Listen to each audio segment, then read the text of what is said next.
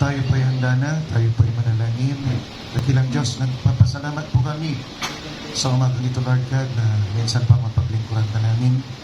Alam po namin, Lord God, itong kadahilanan, bakit mo kami tinawag, O Diyos, upang ikaw ay masamba sa Espiritu at katotohanan, Panginoon. At kami po, O Lord God, ay nagsusumamo sa iyo sa umagang ito, Lord God. Napagpalain mo po kami sa pamagitan ng iyong salita, mag-usap ka po ayon sa pangailangan ng aming mga kaluluwa. Use these lips, Lord God.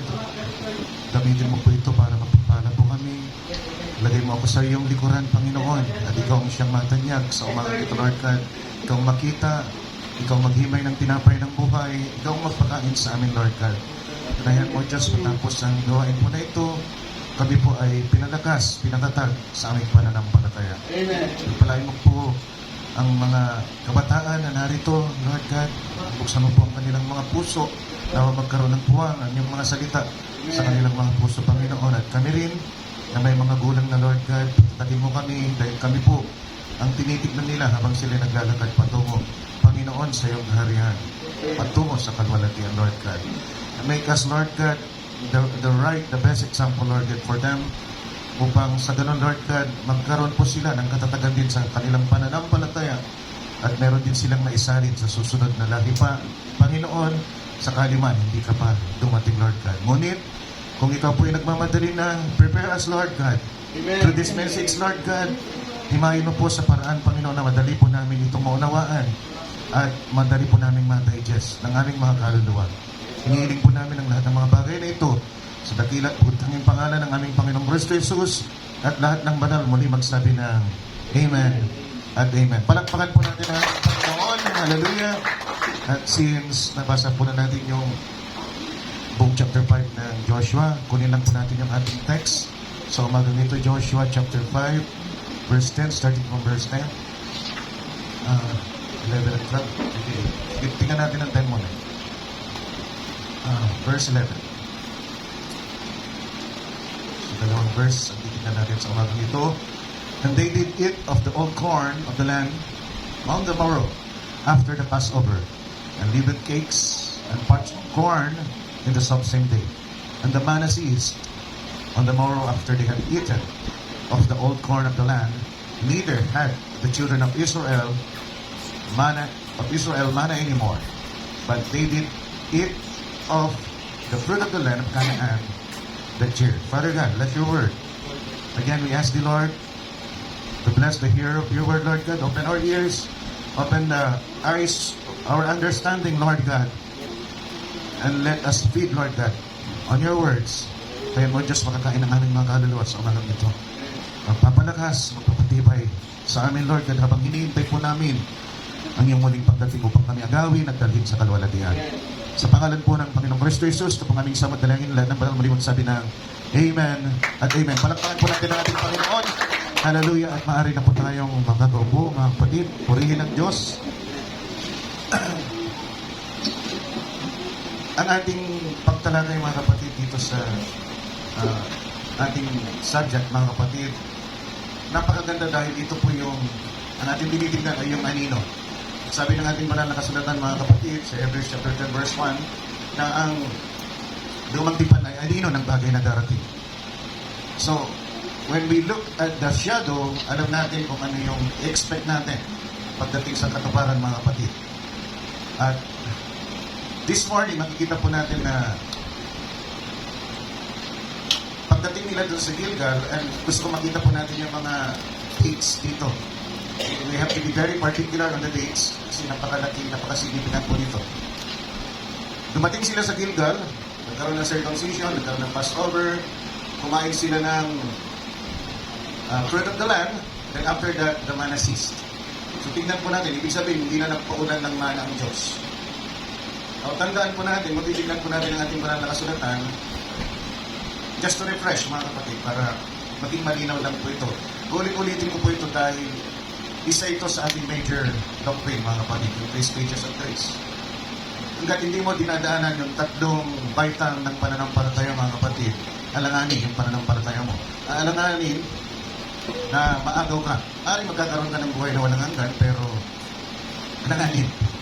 Kaya napakaganda, napakainam kung matapos mo yung 3 baitang. At ang unang baitang, mga kapatid, kung titignan natin yung shadow, mga kapatid, ang mga Israelita ay nandun sila sa Ehipto. At ang Ehipto ay tipo ng sanlibutan. Sila, mga kapatid, narinig ng Diyos yung kanilang daing, yung kanilang paghihirap. Mga kapatid, yung kanilang katalabhatian, nakita ng Diyos dahil sa mga kapag-atat, at sila ay niligtas ng Diyos. At wala silang bahagi doon. Ang bahagi lang nila ay sumunod at magtiwala sa Diyos.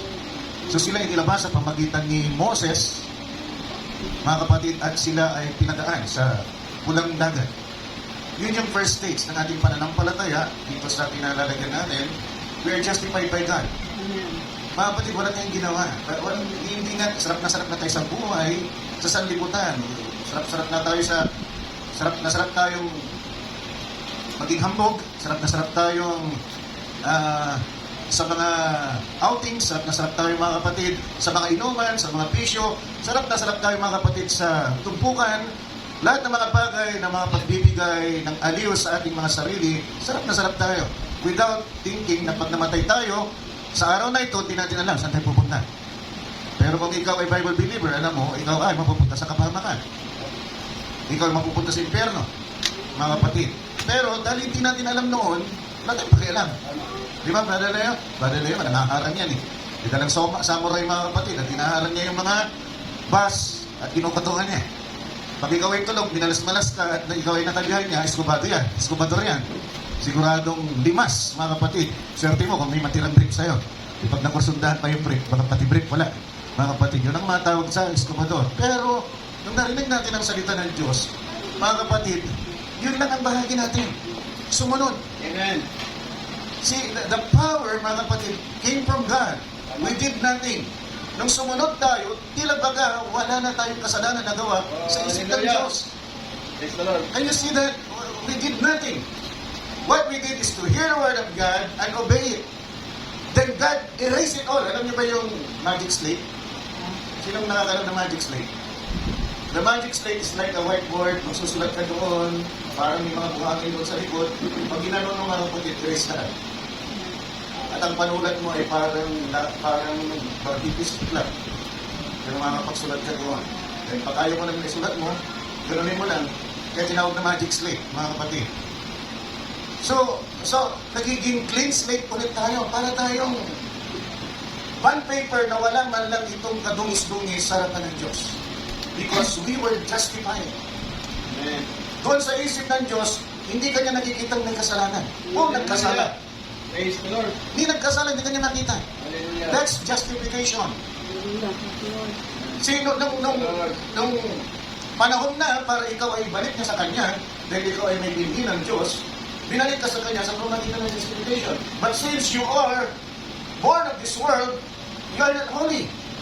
Since God is holy, He wants you to be holy. Kaya nga kailangan duman ka doon sa 3 stages ng grace, parang salaan. Parang filter.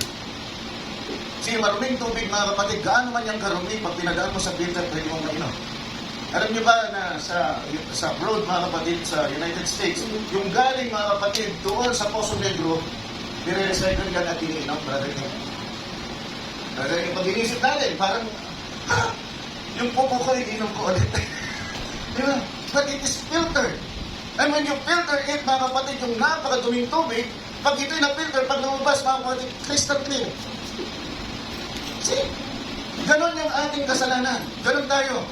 Once we're justified and we obey God, mga kapatid, we are on the process of being clean Tama.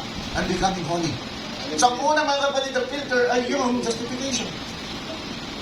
Once na ginastify tayo, narinig natin ang salita ng Diyos, yung binhira na sa atin mag-respond sa ayaw at gusto natin. Amen. Because God, sin is part of God. Amen. At dahil ito'y bahagi ng Diyos, wala tayong magagawa kundi mag-respond. Hoy, kilala ko yan, alam ko yan. You cannot understand it. Hindi mo maunawaan bakit may appeal sa'yo yung salita ng Diyos. Oh, hallelujah. Pero may appeal dahil bahagi ka dati noon. Bago pa man tinatawag sa libutan, pinili ka na ng Diyos. Amen. Mga kapatid, and that seed was given to you before the foundation of the world. Hallelujah. So nung ikaw ay nag-respond, mga kapatid, narinig mo ang salita ng Diyos upang ipakita mo sa Diyos na tumutugon ka, mga kapatid, doon sa salita ng Diyos, nagpamautis mo na. Pero sabi ng Mark 16:16, mga kapatid, siya na naniniwala sin, hindi pwede magpabautismo, hindi tulad ng ginagawa ng denominasyon. Sa denominasyon, sabi nila, pabautismo tayo, sige, bautismo. Kahit wala kang naintindihan sa salita ng Diyos, nagpapabautismo sila. But here, you have to understand the Word of God first. Amen. Kaya bago ka magpabautismo, kaya dito walang pilitan. Hindi tulad sa denominasyon, nagpipilitan sila. Dahil mas marami, masapi.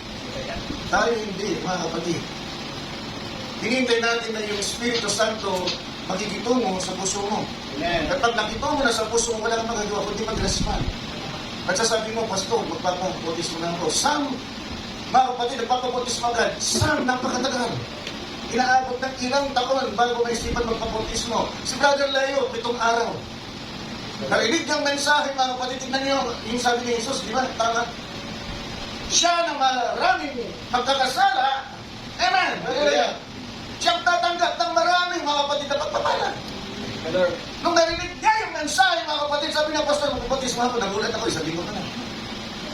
Mga kapatid, pero meron ilang taon na sa mensahe, as in, hindi na kailangan ng bautismo. So you need to be baptized. That's the first stage para malinis ka. Kung di mo dadaanan yan, hindi ka malilinis. Tama.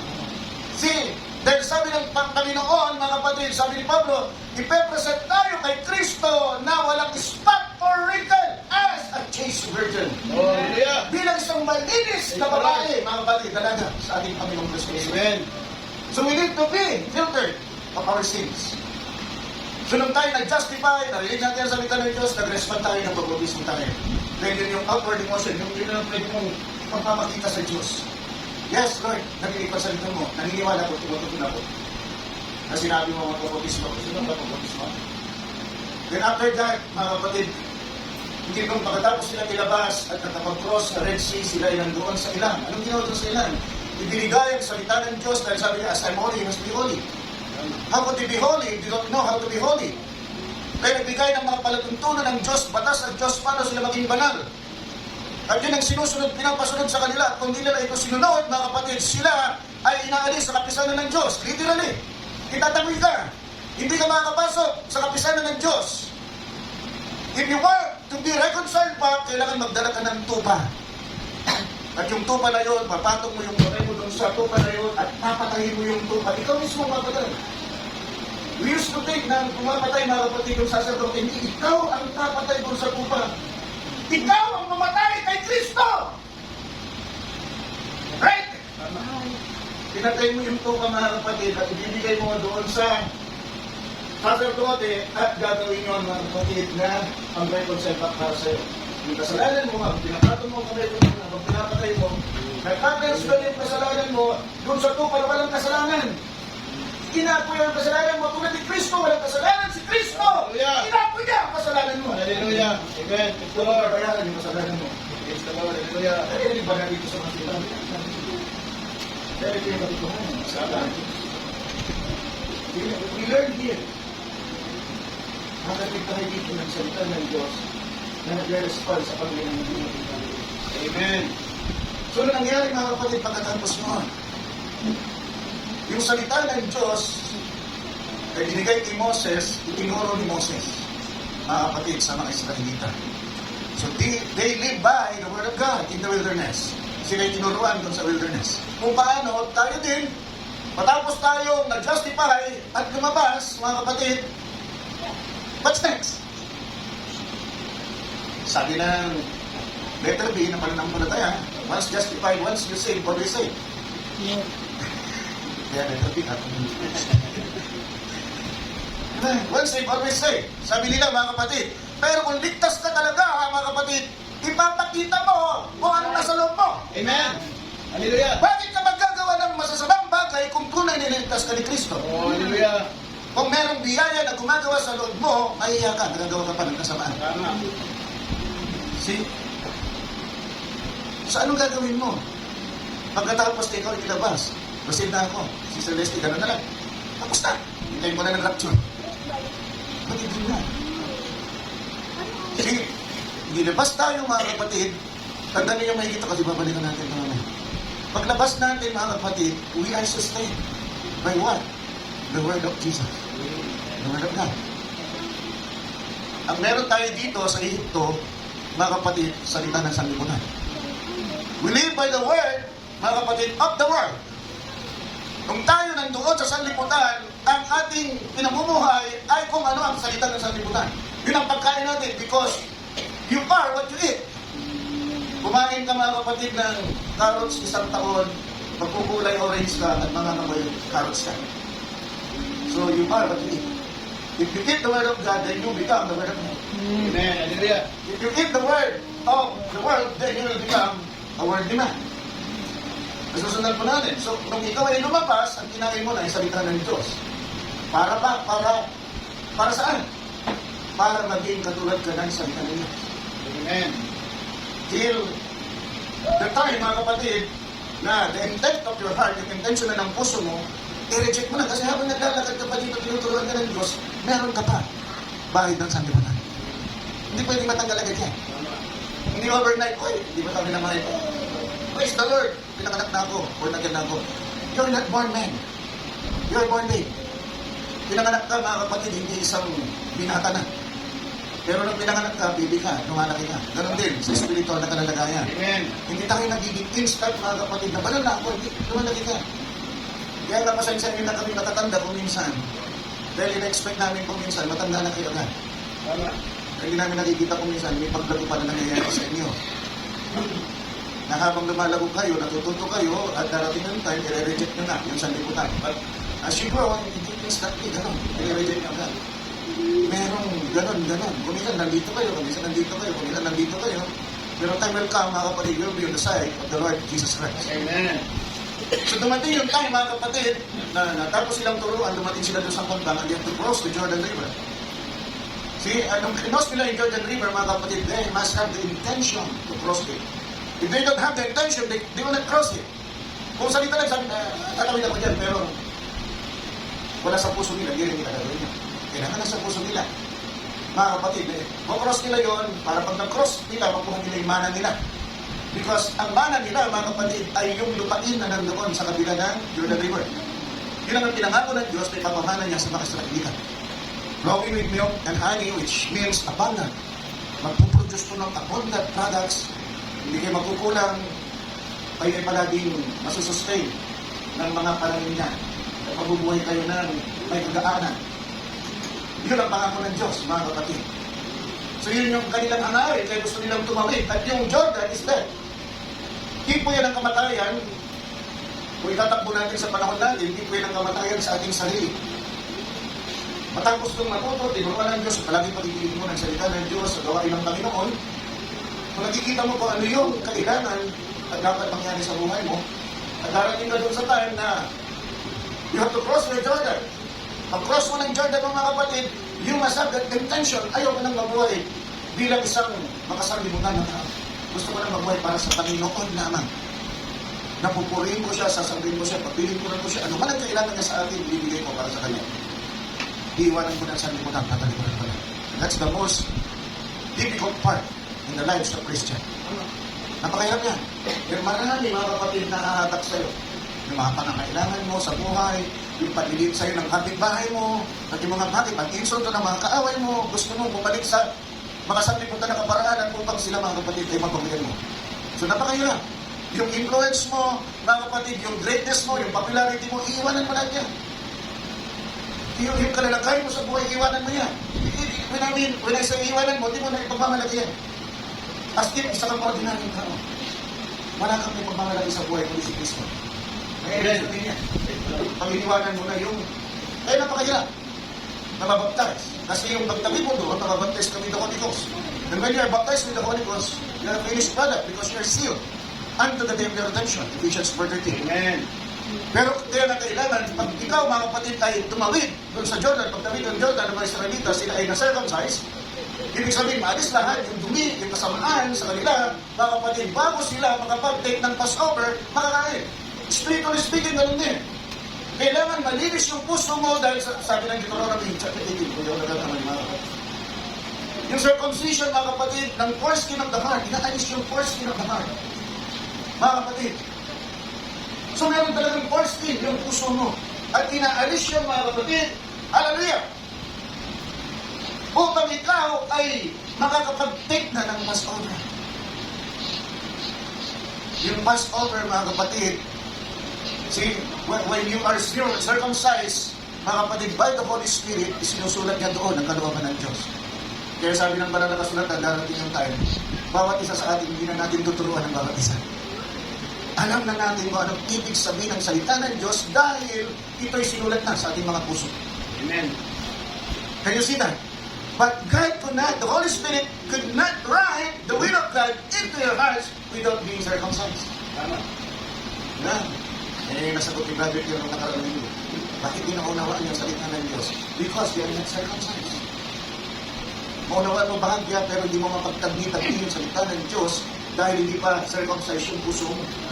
Pero once na circumcised yung puso mo, bawat salita ng Diyos, dumudugtong ka. Ang tawag sa computer niya, si Sir John, the third pang tawag ka. Your cellphone, Brother Joel, yun ba yun? Your cellphone is the third computer.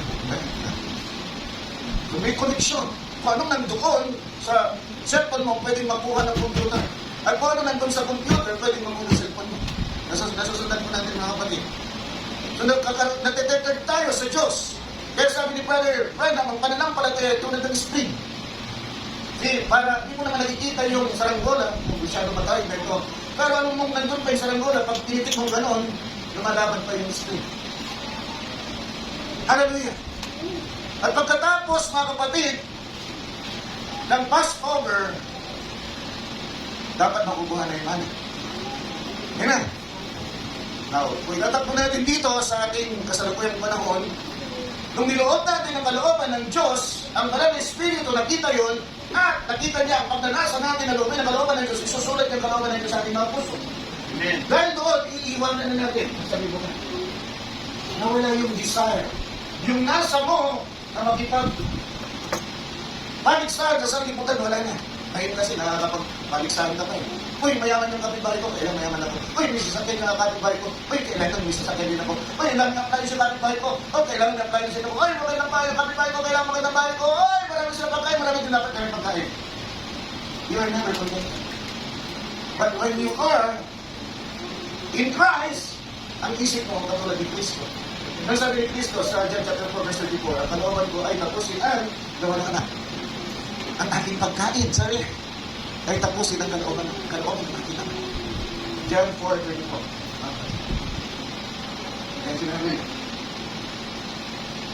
So after that, mga kapatid, sabi ko nga nung nakarang linggo, kung ngayong araw na ito, John 4:34, Jesus said unto them, my meat is good, but it is to do the will of Him that sent me and to give His life. Yan ang pagkain ni Kristo. Pag tayo na kay Kristo, Colossians 3, mga kapatid, our lives are hidden in Christ. Ganon din, ang ating takbo ng ating isipan. Colossians 3, so you're dead. And your life is hidden in Christ in God. So kung nakatago yung buhay mo kay Kristo, bago makita yung kasalanan mo, ang nakikita mo na si Kristo.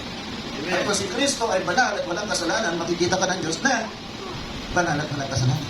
Amen. Dahil nakatago ang buhay mo kay Kristo. So yun ang nangyayari sa iyo, mga kapatid, doon sa third stage, pangatlong baitang ng pananampalataya.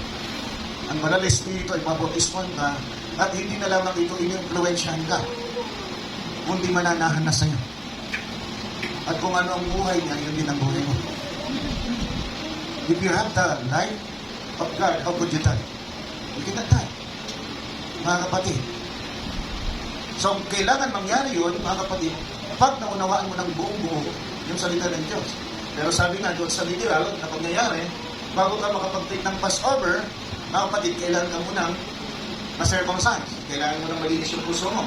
Once na nalinis yung puso mo, kay sulat na ng Diyos sa kalooban niya dyan, lahat ng salita ng Diyos magiging malinaw sa iyo at wala kang question upang ito ay tupad mo. Kaya nga, doon sa Genesis 17:12, mga kapatid, the contract of God is, if you will obey and be perfect. Amen. Gagawin ko lahat itong tinanong ko sa inyo. See, how could we do that? We could never do that. Because by nature, ang ating laman, pinapahamak tayo. Lahat ng gusto nito laban sa Espiritu. At maliban, mga kapatid, yung ating pagkatao ay lukuban ng Espiritu ng Diyos, doon naman natin magagawa kalooban ng Diyos. Mga kapatid. So, kailan ma-circumcise yung heart natin? At pagkatapos tayo ay makapag-take ng Passover. So, we went back. Tinignan natin ang roots of origin, mga kapatid, ng circumcision, Genesis chapter 17, verse 12. At tinignan din natin ang origin, mga kapatid, ng Passover. And that's Exodus chapter 12. See, nabanggit ko rin nung nakaraan linggo, mga kapatid, that events could mean, mga kapatid, two things. Even multiple things, mga kapatid. Kaya kapag tinitignan natin yung Noah and the Ark, mga kapatid, pag si Noah tinitignan natin, at yung mga tao na nag-reject ng pag-aral ni Noah, makikita natin na si Noah ay na-rapture. Sa pamagitan, alam din natin, ang Ephesians 5:26 ay nagsasabi na tayo hinugasan ng tubig ng salita ng Diyos, mga kapatid. So yung salita ng Diyos, mga kapatid, ay inaalin tulad sa tubig.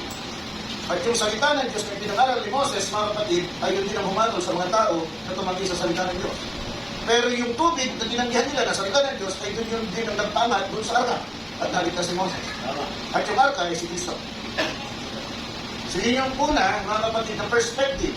When you are standing on another angle, and you look at it, at tumingin ka naman sa isang perspective, at ang tinitignan mo naman si Enoch, then that's another angle.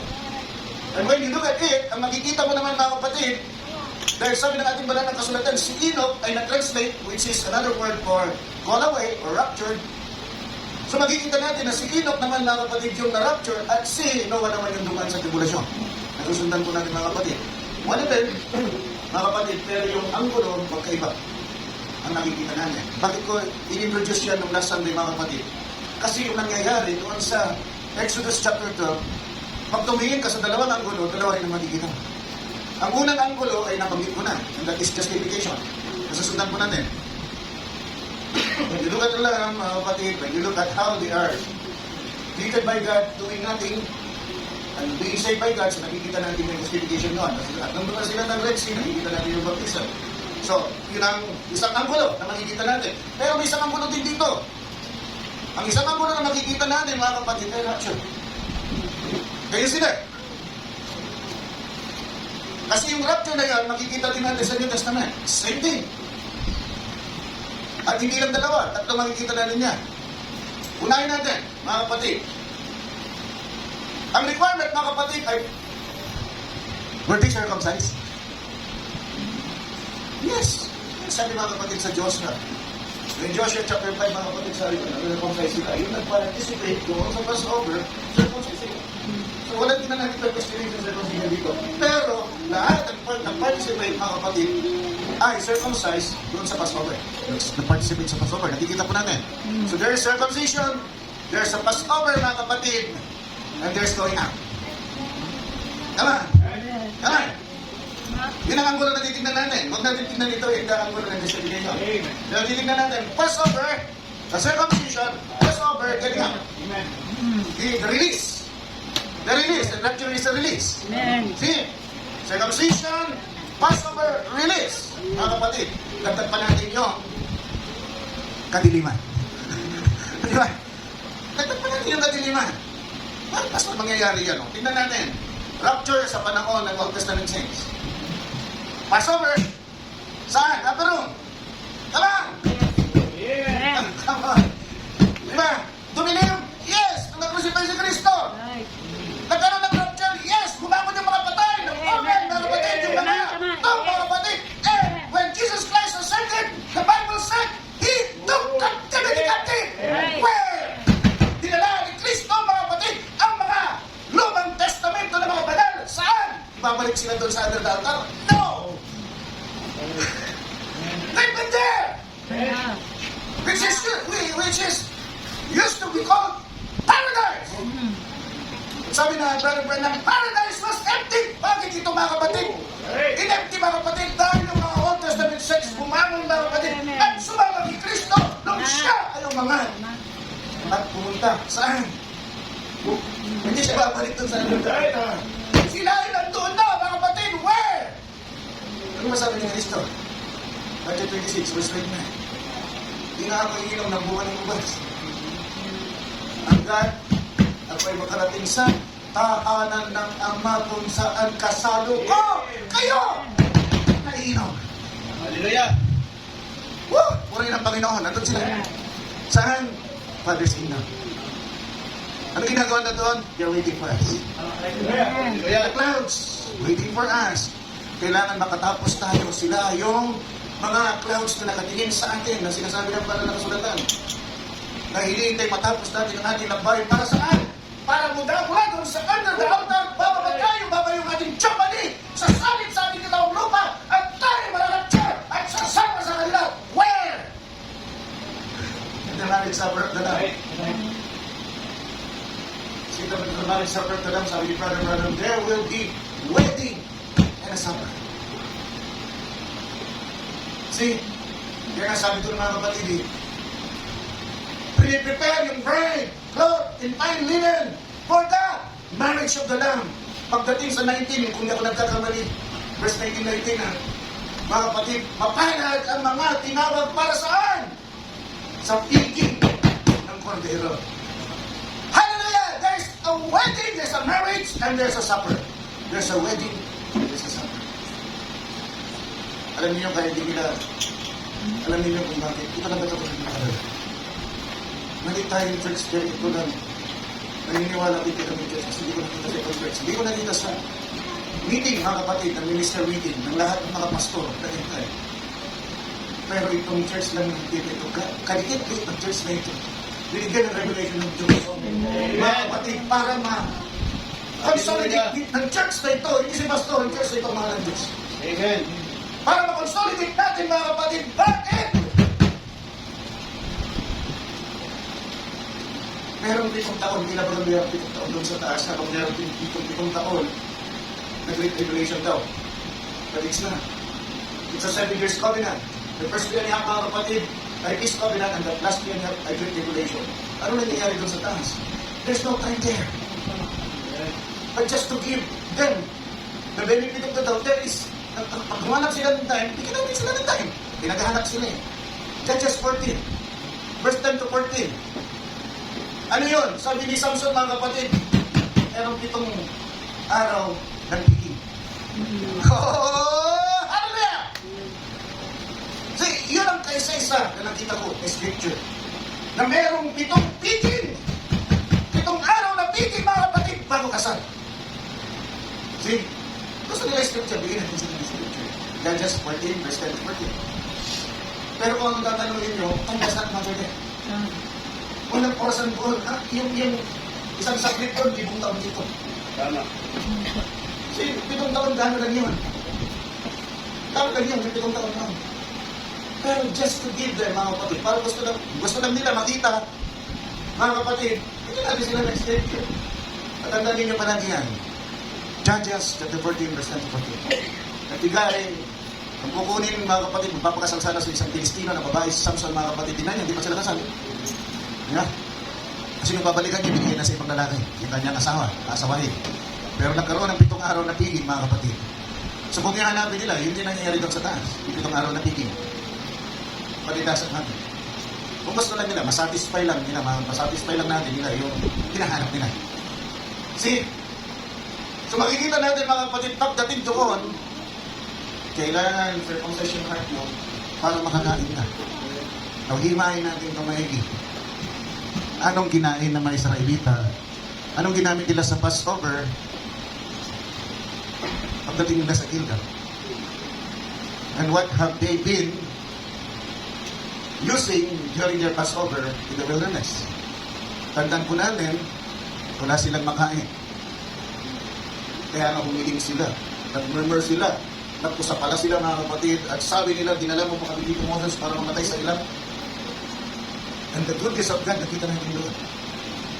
Tulad nung sila'y natuto na sila, bawat galaw nila, manunumpat nila sa Diyos, binabawian sila ng Diyos. Pero dito, pag-uumpisa sila pala silang turuan ng Diyos, nakita ninyo kung paano dapat bigyan natin ng kaluwagan yung mga wala pang alam. Nasusundan natin, mga kapatid. See, Exodus chapter 12, nag-Passover sila, lumabas sila. Exodus chapter 16, dumating sila sa wilderness of sin. Hindi ilang ng kasalanan ng pero yung tawag kasi doon sa lugar, wilderness of sin. Mali sila mula Elim, napunta sila sa wilderness of sin. Nung sila yung nag-take ng Passover, that's on the 10 or 14. Okay na. 14. Pero yung prepare yung tupa on the 10. 10 to 14 is 3 days. More than 3 days. At yung tupa ay John chapter 1 verse 29, siyang kordero ng Diyos na galing sa kasalanan ng sanlibutan. Sino yun? Si Kristo. Ilang taon ang ministry ni Kristo? 3 taon. Anong purpose? Para mga kapatid, ihanda yung tupa. Para obserbahan kung wala itong problema. May tayo perfect. Si Kristo mga kapatid, ano sabi ng banal na kasulatan? Siya ay naging kasalanan para sa atin, ngunit siya ay walang. Hallelujah!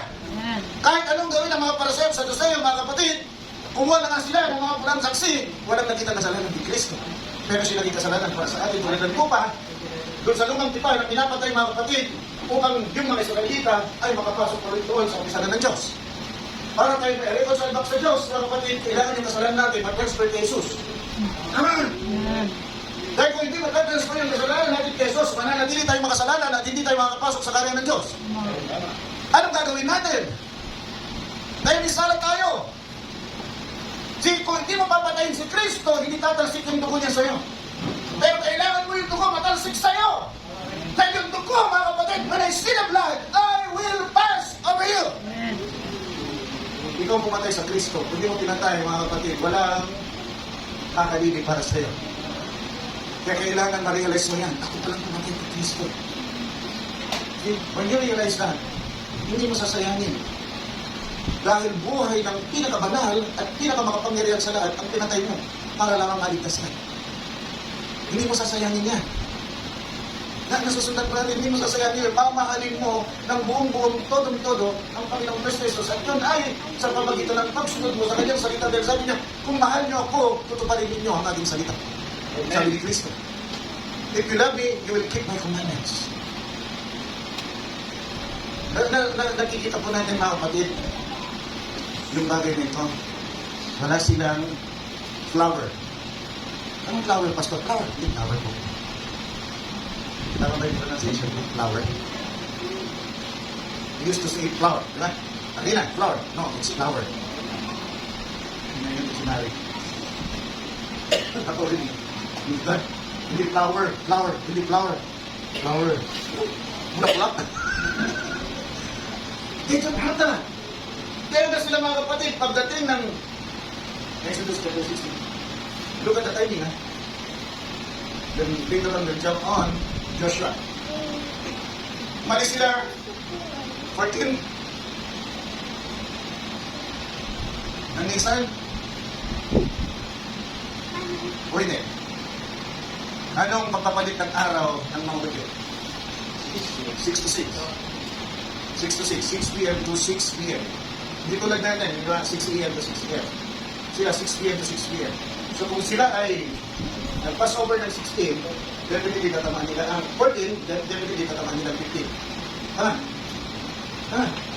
Tatamaan nila. At ang sumunod, ay pass over.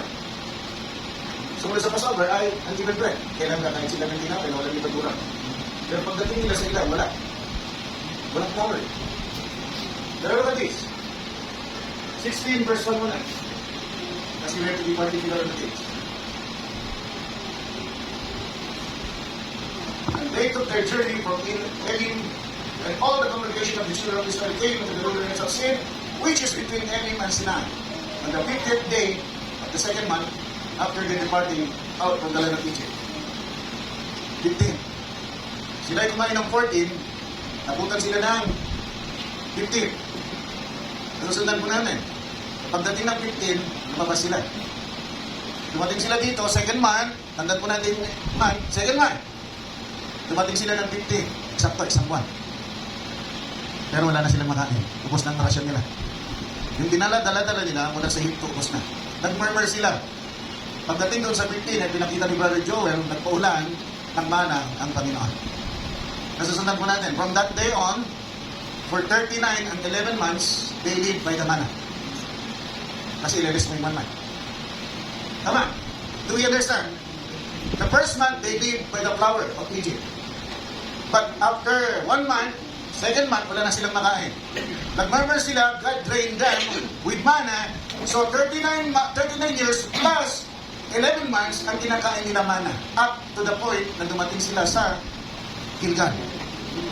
So what are they using for the Passover? Where the Passover was given at the wilderness. Manna. Manna. Bread from heaven. Manna. Nag-Passover sila sa Gilgal. What? They use manna. Because after the Passover, on the 16th, mga kapatid, can you see that? Can you see the days? Anong panahon dumating, mga kapatid, ang Israelita sa Gilgal to take their first Passover in Gilgal? 14. Kasama. Kasi they could not take the Passover lampas ng 14 of the first month. So definitely 14, mga kapatid, doon. So ano nangyari dito? 15, umatungal sila. 16, nagpawala ng mana. Kailan sila kumain ng mana? Pagmula 16, up to the 16th of Joshua chapter 5. Tingnan natin. Unang Passover to sa Gilgal, tandaan mo natin. Ay, pa, sige. Pero, I will cut short kasi kailangan i-discuss yung very short. Joshua chapter 5, let's look to verse 11 and 12. And they did eat the old corn of land on the morrow. So after 14, that's 15. Right? Right? Passover, after the Passover, which is after the Passover. So that would be 16. Right, this is yan. Kasi tatamaan yung 15, mga kapatid na, Passover. Nasusundan mo na eh. 6 p.m., ang papalit ng 6 p.m. So 6 p.m., 14, pagdating ng 6 p.m., dalawang date na yun, 14 and 15. Nasusundan mo na eh. Pero kumain sila ng corn of the land on the morrow. After one day. Sa following day. Kasi ibig sabihin ng morrow. So kung natapos yung Passover nila ng 15, kailan sila kumain ng corn? 16. Kailan nagpaulan ng Diyos, mga kapatid ng mana? 16. 16. On the second month, on the 60th day, nagpaulan ng Diyos ng mana up to this point. Pagkakain nila, sabi dito sa verse 12, and the manna ceased. Come on! I hope pinakikita na kayo dyan. Pinakikita na kayo. See, we came out from Egypt. Nung sila lumabas sa Egypto, kinakain nila pagkain ng Egypto. Paglabas nila, pinalitan ng Diyos, ginawang mana. And they lived by the manna. Up to the point, they took their Passover in Gilgal. Amen. We came out from our Egypt. Where's our Egypt world? We eat worldly things. But when we came out, we eat the word of God. Up to where? Up to, mga kapatid, saan? 1 Corinthians chapter 13, verse 1. I'm excited to do it. Kasi kahit anong gawin natin, ang pwede lang natin magawa ay maaninag yung bakit darating. But that's good enough. That's good enough. Yung pagkaninag natin yung bakit darating, that's the earnest. It's a confirmation, mga kapatid, na tila baga, totoo na yung hahawakan mo. Amen. Pero hindi mo ba maaninag ng napakalinag? Kaya sabi dito, mga kapatid, we see it dim. Well, now we see through a glass brightly. But then, face to face now, I know in part. But that's good enough. Why? It's the earnest. That part is the earnest. Hallelujah. But then shall I know, even as I also am known, and now abideth faith, hope, and charity. What is faith? Faith is the substance of things hoped for, the evidence of things not seen. Pero papalag pa tayo pinapakita sa atin kahit hindi buong linaw, nakikita natin because we have the earnest. Pero kulang pa si Sir Ed. Kaya sabi ni Cristo sa Matthew 26:29, Brother Joel, pinakuminom. Kaya pagdating doon, sisigurado ko mag-inuman tayo doon. kapatid, there is already gonna suffer. Pero di tingnan ko na sabi yun, no. Yung bagay na malabo pa sa atin dito, ipabayad na ng same word! Same word will be tackled there at the wedding supper. Same manna, even in the wilderness, is the manna used at the first Passover in Gilgal, where they could claim their inheritance. Di bagay, Isaiah 55, verse 8 and 9, kung nakakalaman ang kanyang kaisipan at ang kanyang kaparaanan, ang kanyang lakad ay mas mataas kaysa sa atin. Kung gaano kataas ang langit, ganoon kataas ang kanyang lakad at ang kanyang kaisipan. Hindi natin maabot. Kahit anong gawin natin. But thank you for the earnest. Di na ba ka nakikita na natin, right? For my thoughts are not your thoughts, neither are your ways my ways, said the Lord. For as the heavens are higher than the earth, so are my ways higher than your earth. Hindi natin kaya abutin. Pero salamat sa earnest. Di na ba ka nakikita natin, hindi natin may paliwanag, pero sure na sure tayo. Yeah. Sure na sure tayo, hindi mamanahin ko. Pero kung may paliwanag ang buong buod, baka palagi may kulang. Kahit paano may paliwanag ni Pastor dito, meron na merong kulang sa inyo. Hindi mo unawaan. Because that's God's thoughts. Hindi natin kaya abutin. Pero salamat yung earnest. Kinukonfirm niya dito sa ating puso. Di man natin may paliwanag ang buong buo. Pero naunawaan na natin kaluluwa ng buong buo. Amen. Kaya pagdating natin doon sa wedding supper, mga kapatid, anong gagawin natin? Same manna. Amen. We're eating here. Tamang church, matatapos na tayo. Sana magpunin na ito. Pagdating natin doon, kung ano yung mana na kinain na sa wilderness, yun din ang kinain na sa Gilgal. Kung anong kinakain natin na salita ng Diyos dito, in due season, for our season, mga kapatid, yun ang kakainin natin doon. Pero not in due season, for all season, why there is a tree of life there bearing 12 fruits. 12 fruits! Covering all seasons. Not just for our season, but for all the seasons. Ang siriyong tree of life, yun ang nagsusustain ng buhay. Pag nakakain sila doon sa punong kahon ng buhay, magkakaroon sila ng buhay na walang hanggan. Pag nakakain ka doon, hindi mo na kailangan kumain pa ng mana. May pinrovide ng Diyos dahil kailangan niya i-provide, yun kailangan natin. Ang kakainin natin doon, mga kapatid, yung tree of life mismo. At nagbubunga ito ng 12 bunga. At yung 12 bunga, it covers 4 seasons. May bunga ng summer, may bunga, mga kapatid, ng spring, may bunga ng fall, at may bunga ng winter. Purihin ang Panginoon. Amen. Kaya nga 12, di ba? 22, Revelation 22, tree of life, please. Nagkaroon ng change. Nagkaroon ng new corn. Nagkaroon ng first fruit. And who is the first fruit? The first fruit is the Lord Jesus Christ Himself. Amen. Nakita niyo. In the midst of the street of it and on the other side of the river was there the tree of life which bare 12 manner of hallelujah! Good for one year. Amen. Hindi sinasabing that bare 12 fruits. 12 manner of fruits. Iba-iba. Oh, hallelujah! Purihin ang Panginoon. Nagkaroon ba ng change, mga kapatid? Oo. From mana, mga kapatid, yung first fruit of the land.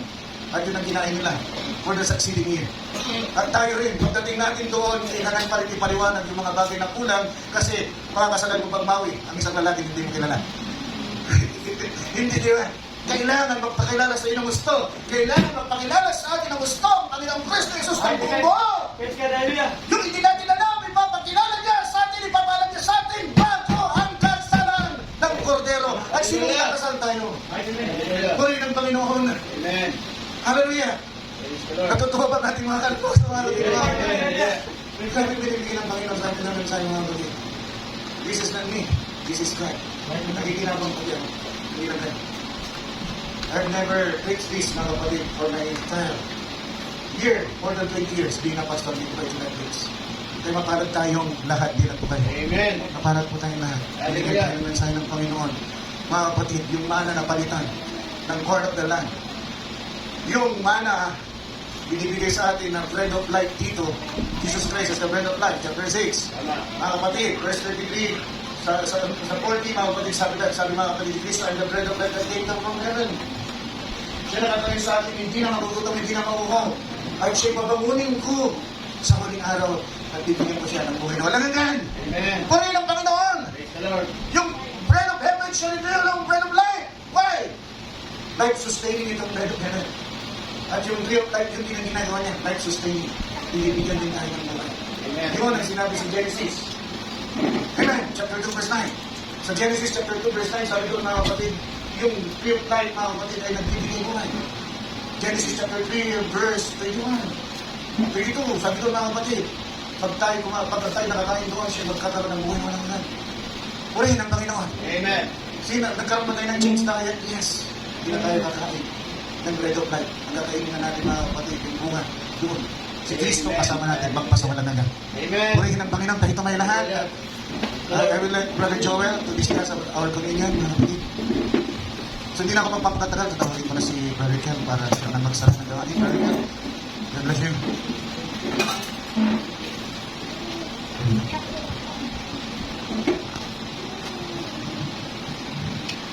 Hindi ko sa pamawagin sa ibang mga kasunod. Tuwitin bago tayo tumawag natin sa pinagawain natin. Tuwitin sa akin yung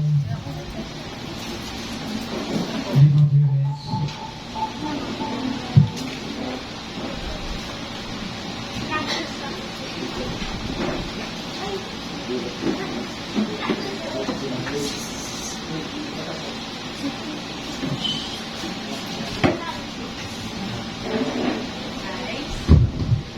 AUX mode.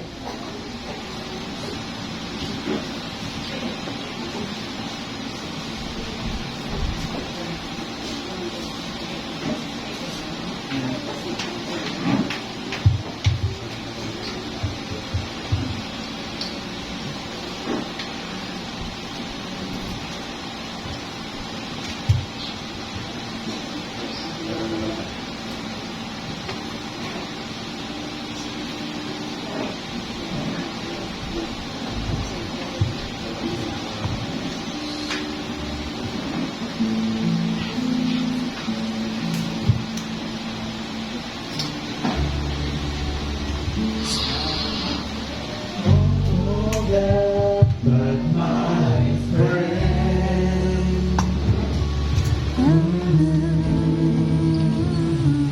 if you believe in yourself, if you believe there's someone who wants the life for you, you'll never be alone. Just learn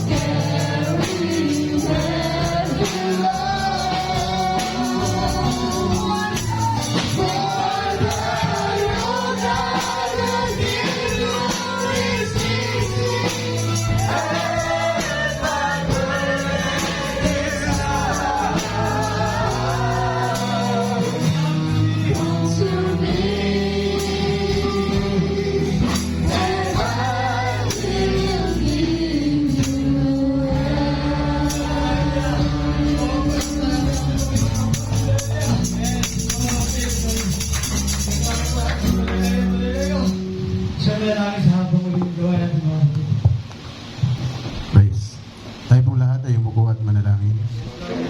Dakilang Diyos, muli nagpapasalamat kami, Panginoon, sa araw na to. At muli mo kami pinagpala, Panginoon.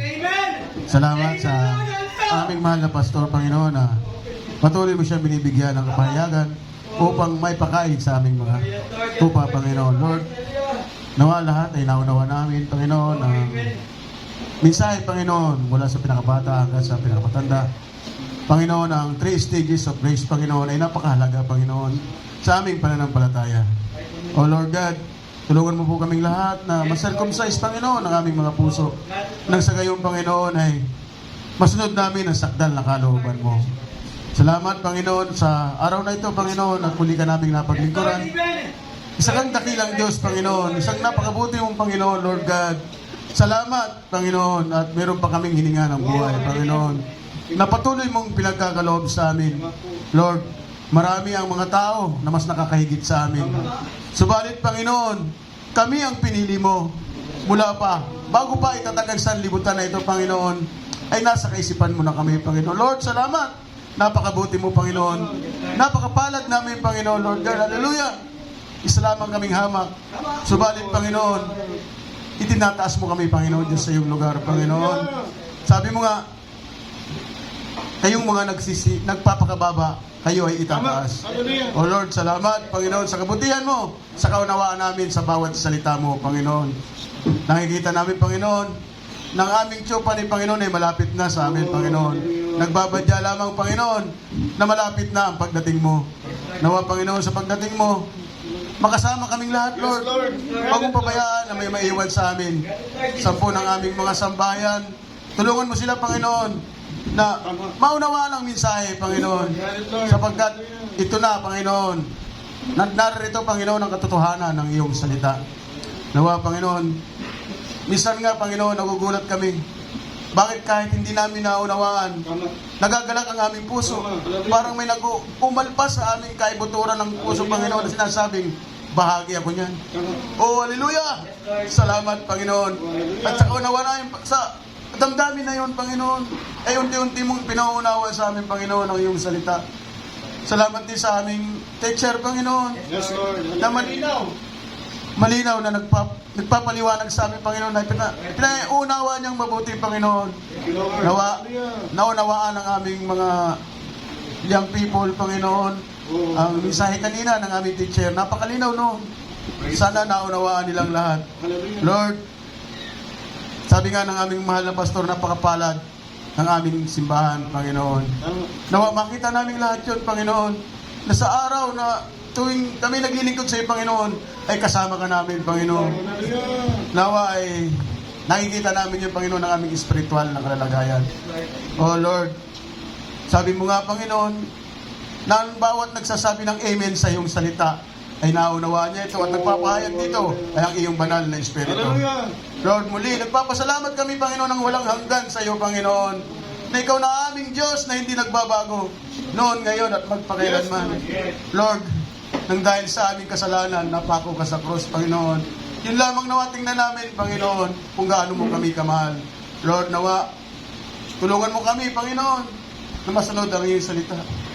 Tulad ang iyong sinabi, Panginoon, na kung mahal ka namin, susundin namin ang iyong salita. Marami nagsasabi na mahal ka nila, subalit taliwas naman ang kanilang ginagawa. Tulungan mo kaming lahat, Lord God. At muli, nagpapasalamat kami, Panginoon, na sa araw na ito, dinala mo ng ligtas ang aming mga yapak sa aming bahay-sambahan na ito, Panginoon. Nawa, Panginoon, ingatan mo rin kami sa aming pansamantalang paghiwa-hiwalay. At nawa, ay sa bawat paglalakbay namin, pagkikipagsapalaran namin sa libutan na ito, nawa, parati namin kasama ang iyong banal na Espiritu. Yes, Lord. Pagpalain mo rin, Panginoon, ang iyong mga ginamit, Panginoon, ang aming ministry, ang aming MC, ang aming song leader, ang aming teacher, Panginoon, higit sa lahat, ang aming mahal na pastor. Patuloy mo ibigay ang kanyang kalusugan, Panginoon, ang kapahayagan, Panginoon. Ingatan mo rin ang kanyang sambahayan, Panginoon. Lord God, salamat. At dito mo kami dinala sa bahay-sambahan to, na hindi kinukompromiso ang iyong salita. Lord, isang napakalaking pagpapasalamat sa iyo, Panginoon. Mapasayo po ang walang hanggang papuri sa bukod tangi at makapangyarihang pangalan ng aming Panginoon Christ Jesus. Ito po ang aming samo at dalangin. lahat ng banal, magsabi na, Amen. Amen. Lord,